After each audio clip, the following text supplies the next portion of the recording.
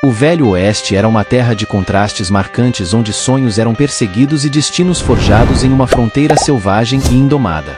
Do eco dos disparos de armas de fogo e dos salões empoeirados à resiliência silenciosa dos colonos, esta era icônica continua a cativar nossas imaginações. Junte-se a nós enquanto viajamos para o coração desta era passada, revelando fotos raras e esquecidas do Velho Oeste. Billy the Kid jogando um jogo de cartas. Em uma fotografia rara e cativante de 1877, o lendário fora da lei e pistoleiro Billy the Kid é capturado em um momento de concentração tensa, envolvido em um jogo de cartas de alto risco com membros de sua notória gangue. A imagem oferece um vislumbre fascinante do mundo do Velho Oeste americano, onde perigo e oportunidade frequentemente andavam de mãos dadas. Billy, vestido com uma camisa branca impecável, colete escuro e chapéu alto, senta-se à esquerda da mesa, com os olhos fixos nas cartas em sua mão. Seus companheiros, igualmente focados no jogo, mantêm suas próprias cartas próximas ao peito, suas expressões uma mistura de determinação e cansaço. Na mesa entre eles, uma garrafa de licor quase vazia sugere as longas horas que passaram travando essa batalha de inteligência e nervos. A fotografia é um lembrete de que, mesmo os fora da lei mais notórios eram, em muitos aspectos, homens comuns, buscando momentos de camaradagem e competição em um mundo que muitas vezes era duro e implacável. Ao mesmo tempo, é impossível esquecer o legado violento de Billy the Kid e seus comparsas, cujas façanhas se tornaram parte da lenda americana, símbolos de uma época em que a lei muitas vezes era ofuscada pela regra do revólver. Thomas Edward Ketchum, o Black Jack, em uma fotografia assombrosa está de pé no cadafalso em Clayton, Novo México, seu olhar fixo e resoluto enquanto enfrenta sua execução iminente.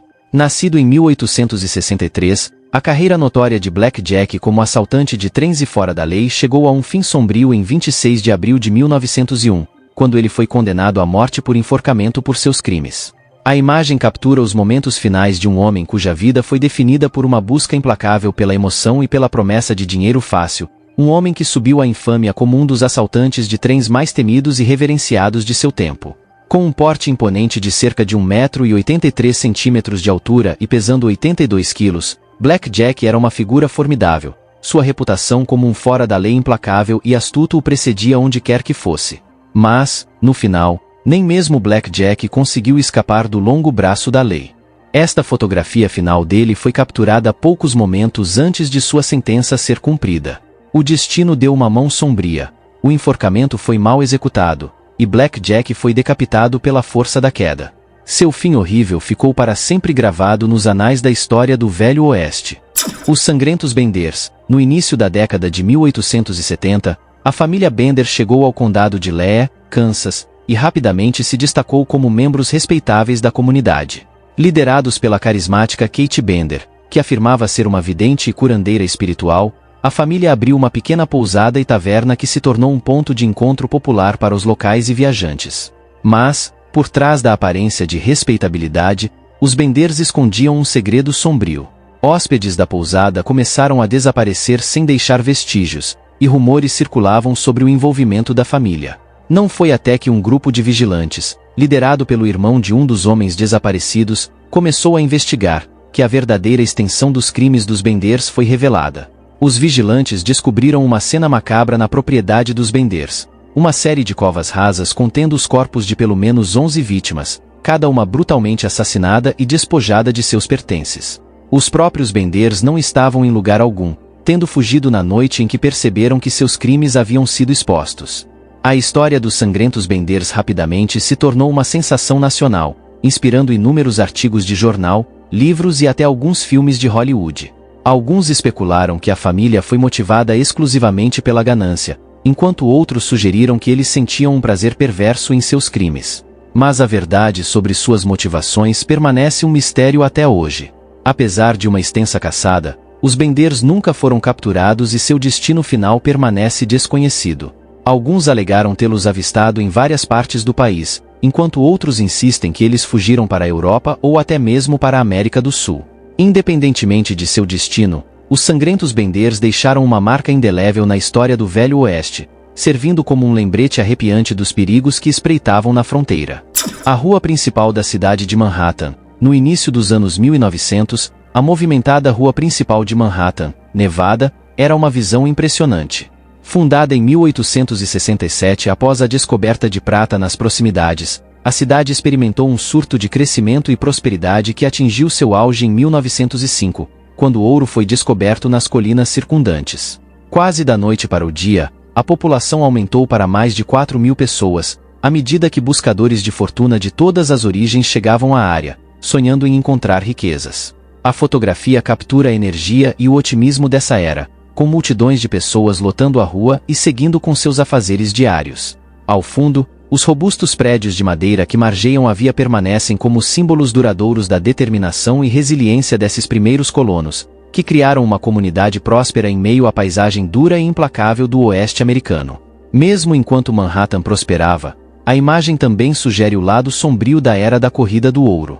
A sede por riqueza e aventura que atraiu tantas pessoas para lugares como Manhattan frequentemente teve um custo, com acampamentos de mineração e cidades em expansão notórias por sua falta de leis, violência e exploração.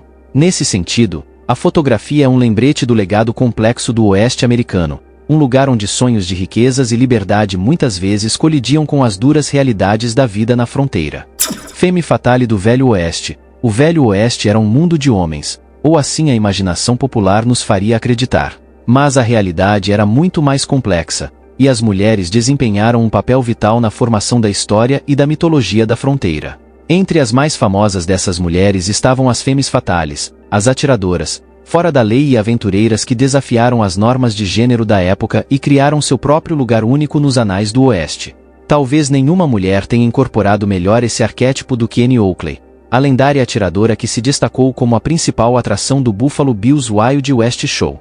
Nascida Phoebe Mosey, em Ohio, em 1860, Oakley aprendeu a atirar ainda jovem e rapidamente desenvolveu uma reputação como exímia atiradora. Em 1875, ela conheceu Frank Butler, um colega atirador que se tornou seu marido e empresário. Juntos, eles se juntaram à trupe de Buffalo Bill, viajando pelo país e encantando o público com suas incríveis façanhas de pontaria. Mas Oakley era mais do que apenas uma artista talentosa. Ela também era um símbolo poderoso do empoderamento e independência das mulheres. Em uma época em que a maioria das mulheres era relegada ao âmbito doméstico, Oakley provou que uma mulher podia ser tão habilidosa e ousada quanto qualquer homem, e seu exemplo inspirou gerações de mulheres a perseguirem seus próprios sonhos e ambições. Nem todas as femmes fatales do Velho Oeste foram tão celebradas quanto Oakley. Tome-se o caso de Pearl Hart, uma mulher que se voltou para o crime para sustentar a si mesma e sua família. Em 1899, Hart e seu namorado Joe Butch assaltaram uma diligência no Arizona, roubando mais de $400 em dinheiro e objetos de valor. O assalto ganhou as manchetes nacionais, e Hart se tornou conhecida como uma das poucas mulheres fora da lei do Oeste.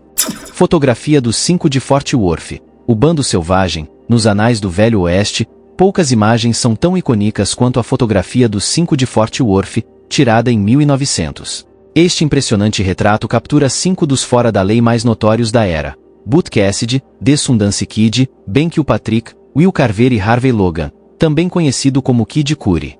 Com seus olhares frios e desafiadores e trajes elegantes, esses homens exalam uma aura de mistério e perigo que cativa o público há mais de um século. A história por trás da fotografia é tão intrigante quanto a própria imagem. O Bando Selvagem, como eram conhecidos, havia se reunido em Fort Worth, Texas, para comemorar uma série bem-sucedida de assaltos a trens e bancos. Sentindo-se invencíveis, decidiram comemorar seus feitos com um retrato em grupo em um estúdio local. Mal sabiam eles que esse ato aparentemente inocente levaria à sua queda. Quando a fotografia foi exibida na vitrine do estúdio, chamou a atenção de um policial que reconheceu os homens procurados. A agência de detetives Pinkerton foi rapidamente notificada, e cópias da fotografia foram distribuídas por toda parte. De repente, o Bando Selvagem se tornou alvo de uma das maiores caçadas da história americana.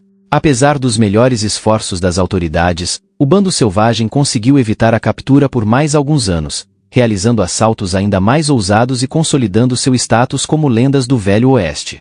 No final, cada membro do Bando Selvagem encontrou um fim violento, seja morto por policiais ou traindo uns aos outros em momentos de desespero e traição. A melhor jogadora de pôquer do Velho Oeste. Nos salões rudes e turbulentos do Velho Oeste, o pôquer era mais do que apenas um jogo, era um estilo de vida, e ninguém incorporou melhor o espírito do jogo do que Alice Vers, uma mulher que ficou conhecida como Poker Alice e entrou para a história como uma das maiores jogadoras de cartas de sua época. Nascida na Inglaterra em 1853, Yvers mudou-se para os Estados Unidos ainda jovem e rapidamente se apaixonou pelo jogo de pôquer.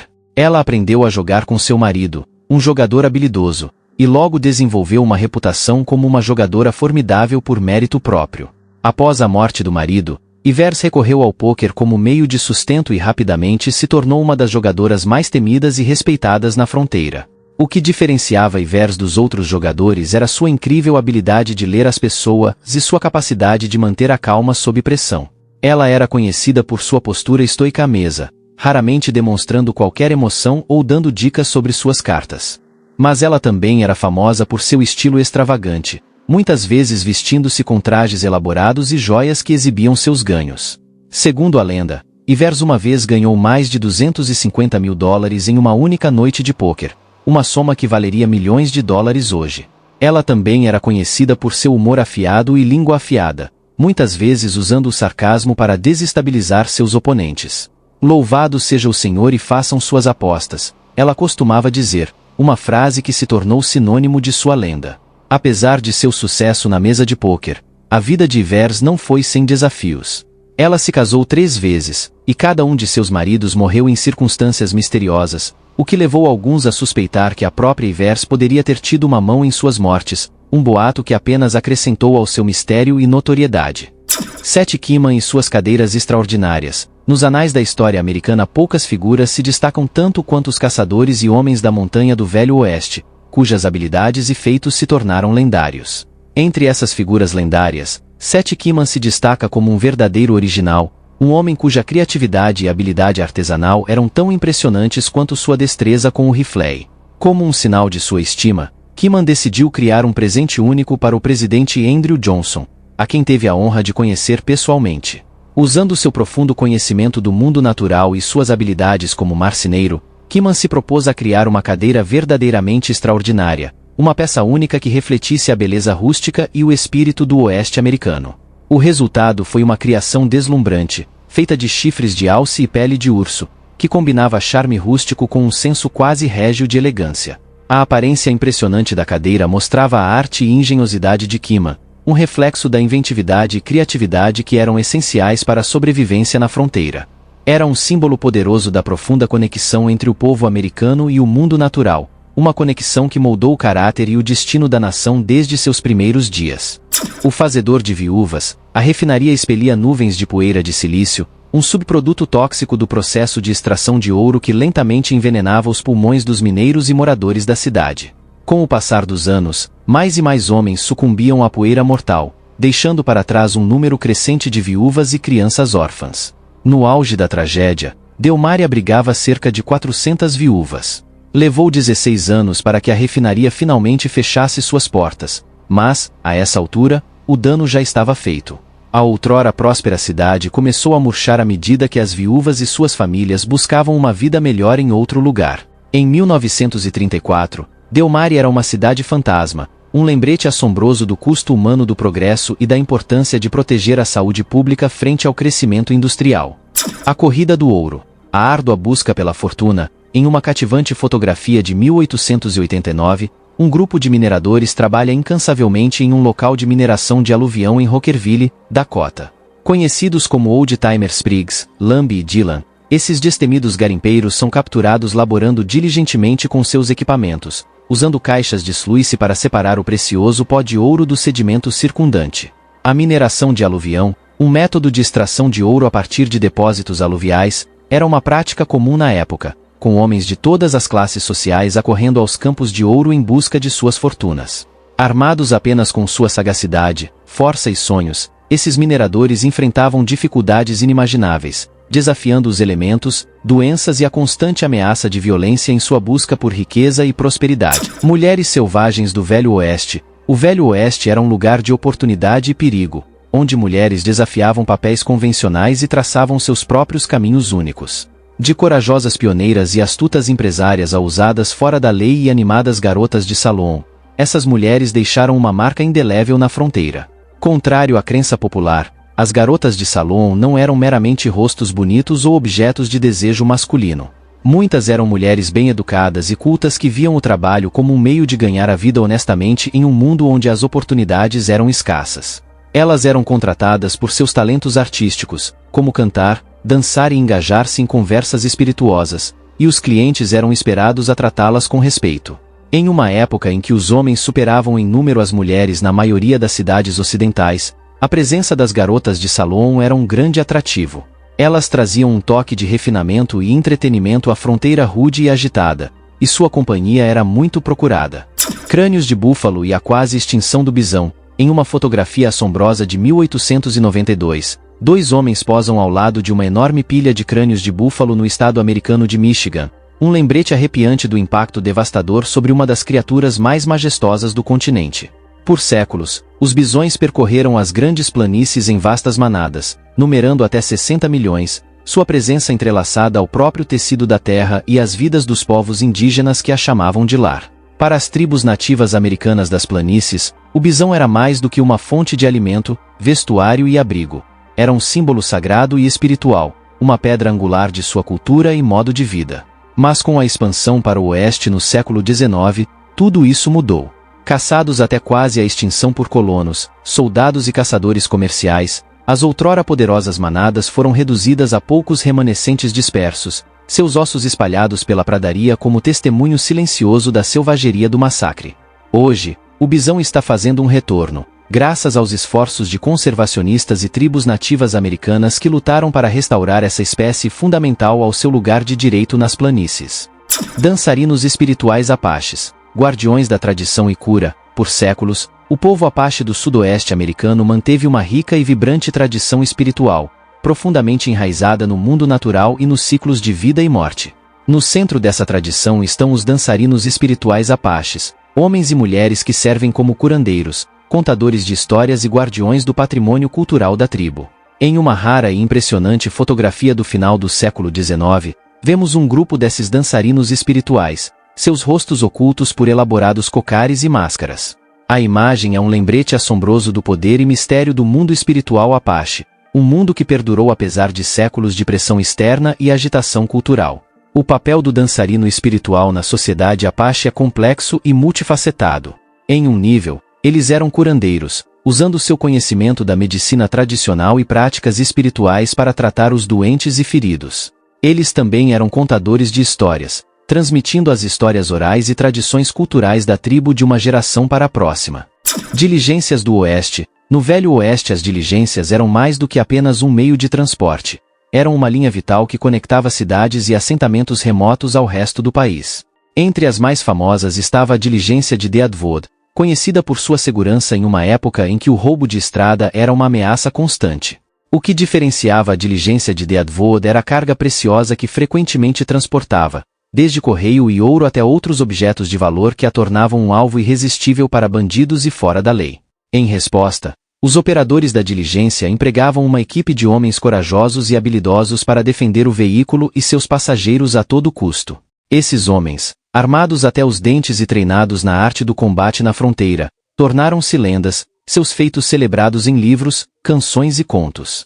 Para os passageiros que enfrentavam a jornada, viajar na diligência de Deadwood era uma experiência única, sacudidos e chacoalhados por estradas esburacadas e não pavimentadas, confiando na habilidade e coragem dos homens que os protegiam, sabendo que a qualquer momento um bando de desgraçados poderia aparecer no horizonte, armas em punho. Era uma época de perigo e aventura, quando a linha entre a vida e a morte era muitas vezes tão fina quanto o gatilho de uma arma, e a única certeza era o conhecimento de que a diligência de Deadwood sempre chegaria ao seu destino, não importando as adversidades. Buffalo Bill Cody, o ícone do Velho Oeste. Poucas figuras encarnam o espírito do Velho Oeste tão bem quanto Buffalo Bill Cody, o lendário fronteiriço, showman e ícone cujo nome se tornou sinônimo de romance e aventura da fronteira americana. Em uma fotografia clássica da época, Cody é capturado em toda sua glória rude, segurando um rifle com chifres, seus olhos brilhando com o fogo de um homem que viu e fez coisas que a maioria só pode imaginar. Nascido em Iowa em 1846, a vida precoce de Cody foi marcada por tragédias e dificuldades, com a morte de seu pai e seu período como cavaleiro do Pony Express moldando-o no homem que ele se tornaria. Mas foi como batedor e caçador de búfalos que Cody realmente se destacou. Sua habilidade com um rifle e seu conhecimento incomparável das planícies lhe renderam a reputação de um dos maiores atiradores e caçadores de seu tempo. Em anos posteriores, Cold criaria seu famoso Show do Velho Oeste, uma espécie de circo itinerante que trazia o romance e a aventura da fronteira para plateias ao redor do mundo. Com suas proezas ousadas de montaria, exibições de tiro ao alvo e reconstituições de batalhas e eventos famosos, o show se tornou uma sensação internacional, cimentando o status de Cold como a personificação viva do Velho Oeste na imaginação popular. James Miller, o assassino de aluguel, no Velho Oeste onde a vida era barata e a justiça muitas vezes vinha pela bala de um revólver, poucas figuras eram mais temidas ou odiadas do que James Miller, o notório assassino que exercia seu ofício mortal com eficiência assustadora. Conhecido como Di Matador por aqueles que sussurravam seu nome nos salões e bordéis da fronteira, Miller era um homem que matava por dinheiro, seus serviços como pistoleiro disponível para qualquer um com dinheiro suficiente e um rancor para resolver. O preço dos serviços de Miller variava de $150 para um trabalho rápido e sujo até $22.000 para um alvo de alto perfil. Independentemente da quantia, Miller abordava cada assassinato com o mesmo profissionalismo frio, perseguindo sua presa sob a cobertura da escuridão, seu casaco preto se misturando perfeitamente às sombras. Quando a vítima o avistava, já era tarde demais. Ao longo de sua carreira sangrenta, acredita-se que Miller tenha matado pelo menos uma dúzia de homens, seu nome se tornando sinônimo de morte e terror por todo o Oeste.